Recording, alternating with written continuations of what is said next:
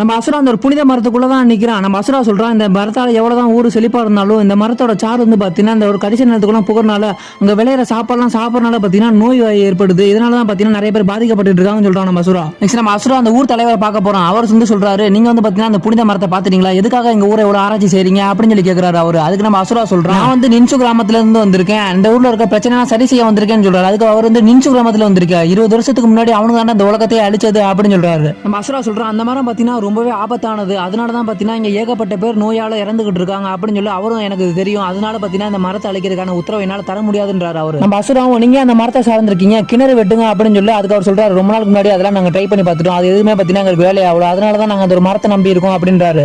இதுக்கப்புறம் என்ன ஆச்சுன்னு தெரிஞ்சுக்கணுமா, நம்ம சப்ஸ்கிரைபர் பார்த்தீங்கன்னா லாங் வீடியோ போடுங்க ப்ரோ, லாங் வீடியோ போடுங்க ப்ரோ சொன்னாங்க. அதனாலே பார்த்தீங்கன்னா நான் ஒரு 3 நிமிஷத்துக்கு லாங் வீடியோ மேக் பண்ணிருக்கேன். கீழே வந்து பார்த்தீங்கன்னா ப்ளே பட்டன் மாதிரி இருக்குல்ல, அதை செக் பண்ணினா பார்த்தீங்கன்னா உங்களுக்கு லாங் வீடியோ வந்துரும். நீங்க சொன்ன லாங் வீடியோ நான் பண்ணிட்டேன், அதுக்காக பார்த்தீங்கன்னா நம்ம சேனலை சப்ஸ்கிரைப் பண்ணலாம், சப்ஸ்கிரைப் பண்ணிக்கோங்க.